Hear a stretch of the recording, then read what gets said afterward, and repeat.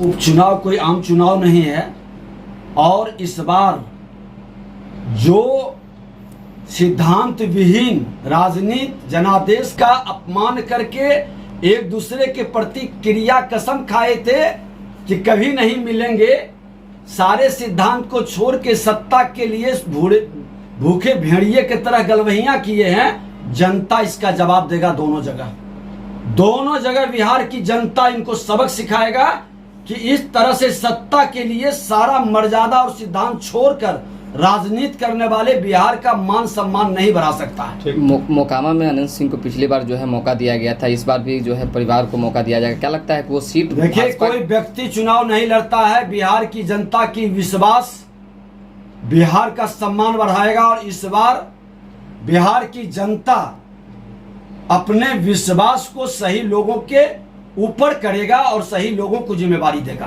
Perfection IAS, UPSE और BPSC foundation classes के लिए समर्पित संस्थान। यहाँ आपको UPSE selected and interview appeared faculties द्वारा गाइड किया जाता है। Separate batches for Hindi and English medium. 65वीं और 64वीं BPSC एग्जाम में 69 और 107 रिजल्ट्स एवं 66वीं BPSC एग्जाम में 131 रिजल्ट्स हासिल किया है परफेक्शन IAS टीम ने। परफेक्शन IAS, कुमार टार, बोरिंग रोड, पटना।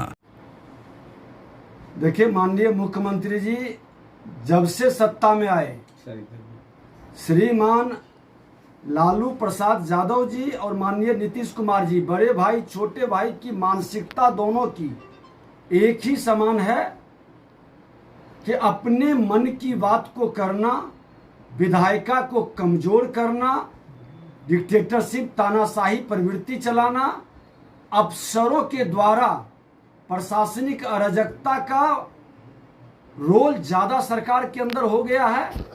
आज जब एक माननीय मंत्री प्रश्न उठाया कि भ्रष्टाचार है, करप्शन है, उच्च स्तर पर हमारे सेक्रेटरी से लेकर पदाधिकारी तक, मुख्यमंत्री जी आपको गंभीरता से लेनी चाहिए। जनादेश का अपमान करके आपने सिद्धांत विहीन राजनीति का गठबंधन किया है और अब उसको जिस तरह से अपने स्वार्थ, महत्वाकांक्षा और अहंकार का पोषक बन के वातावरण को दूषित कर रहे हैं, बिहार के भविष्य को आप अंधकार में डाल रहे हैं। जनता माफ नहीं करेगी, इसकी सजा आपको भुगतना पड़ेगा। सर, अभी नवरात्र का महीना चल रहा है, आरजेडी कार्यालय के बाहर जो है पोस्टर लगे हैं, महाभारत की तस्वीर दिखाई गई है, उसमें जो है मुख्य भूमिका में लालू यादव को जो है विष्णु बताया गया है, बाकी सारे विपक्ष को अलग अलग अवतार दिए गए हैं। देखिए, ये दुर्भाग्य है जब काल मनुष्य पर छाता है, पहले विवेक मर जाता है। जब अपने को ईश्वर घोषित कर ले, समझिए उसका अंत अब निश्चित है। दुनिया की कोई शक्ति ऐसे लोगों के अंत को नहीं रोकेगा जो अपने को विष्णु और श्री कृष्ण और अर्जुन की भूमिका में ला दिए हैं। ये उनके चरमोत्कर्ष है अहंकार का, ये उनके स्वार्थ का, ये उनके भ्रष्टाचार का, परिवारवाद का, ये सब पूरी की पूरी चरमोत्कर्ष पर पहुंचा है और इसका अंत कृष्ण रूपी जो ये जनता है और अर्जुन रूपी जो हमारा 2/3 नौजवान है, जिसके भविष्य के साथ, जिसके प्रतिभा के साथ पूरी शैक्षणिक वातावरण को कलेप्स करके जो वातावरण बिहार में बनाए हैं, उसकी सजा इनको देगी। और इन्होंने महाभारत का जो रोल दिखा रहे हैं, तो अरे आपने तो आप दोनों महाभारत के अलावे क्या किया है? बिहार के अंदर जातीय उन्माद पैदा करके जात को लड़ाने के अलावे, नरसंहार कराने के अलावे, अपराधियों को संरक्षित कर समाज को भयभीत करने के अलावे आपने क्या किया है? यही तो आपका महाभारत का खेल आप शुरू कर रहे हैं। जैसे जैसे 2024 का चुनाव आएगा, आप जातीय उन्माद पैदा करेंगे, लोगों के बीच दहशत पैदा करेंगे, भ्रष्टाचारियों के भ्रष्ट दौलत का अपराधियों के द्वारा खुलकर जनता पर शासन करने का नया तरीका फिर तो अपनाएंगे और ये नहीं चलेगा। 2021 21वीं सदी का बिहार भी है, 21वीं सदी का नौजवान भी है। हर हाल में आपके ये गलत मानसिकता जो कई बीमारी को लेकर आप बिहार को फिर से बीमारू बनाना चाहते हैं। बिहार को बीमारू नहीं बनने देंगे। आपकी बीमारी अस्थाई अब ठीक हो जाएगी। आप लोगों का अंत निश्चित है। तेजस्वी यादव जो है कृष्ण बने हुए हैं, उस पर क्या कहेंगे, क्योंकि अर्जुन की भूमिका में नीतीश कुमार हैं। देखिए, अब कौन कृष्ण और कौन अर्जुन है। कौरव की सेनाएं सजी हुई है। इस सेना में जब कोई बचेंगे, राजनीति करने लायक रहेंगे, जनता रहने देगी, तब न कृष्ण और अर्जुन की भूमिका निभाएंगे। जनता इनका सुपड़ा साफ कर देगा। ये तमाम भ्रष्टाचारी जो एक जमात बना करके जुटे हैं, राष्ट्रवाद के भ्रष्टाचार मुक्त भारत बनाने के संकल्प को नरेंद्र मोदी जी के विरुद्ध, ये सब साफ हो जाएंगे।